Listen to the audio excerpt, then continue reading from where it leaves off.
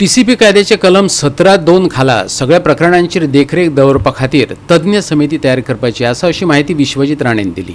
युक्तिवादाच्या नांवान जायते जाणांनी आपली मालमत्ता आनी वसणुकेच्यो जमिनी वगडावन बसल्यात, जाका लागून तांकां आपल्या जमिनीचो वापर करपाक मेळना. ही तज्ञ समिती अशे तरेच्या प्रकरणांची दुरुस्ती करतली, राणेन सांगले. कायद्यात वट्ट 11 दुरुस्त्यो केल्यात, खंयच्यो त्यो आयकात. पयली जे अमेंडमेंट आसा is to allow diploma engineers to sign building plans. This has come from the Institute of Engineers Goa chapter. Second amendment is to allow housing 7.5% inside industrial zones. This amendment was requested by Chief Minister Pramod Sawant in connection with a promise he made in the budget last year that we will find places to accommodate migrant workers. So, Makdista, the logic is that, we have industrial estates, let's put the migrants inside there.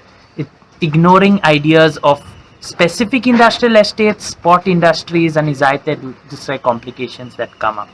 तीसरा जो amendment is the regularization of illegal construction that is more than 500 square meters in size.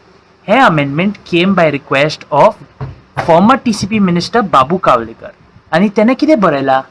त्याने बरयला that I have been receiving many complaints from people that their structures are too large to be regularized under the current scheme. So therefore we must create a provision to regularize the constructions above 500 square meters. Makai, back sang. A 3 BHK bungalow is 150 square meters. Who are the people who have illegal constructions above 500 square meters built up? These are not the local Goans.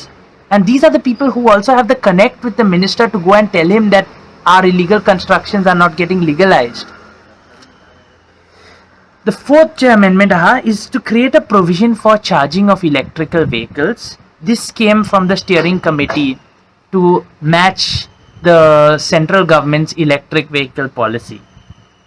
Fifth amendment is in case a construction slightly moves during the time of construction and encroaches into setbacks by 5%, this should be relaxed and allowed.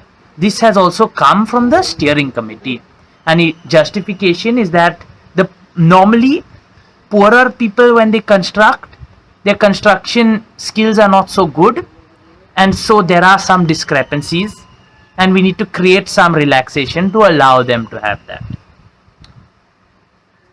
Sixth amendment is allowing all of the open spaces inside a plotted development like colony. They all need to originally have 5% for utilities.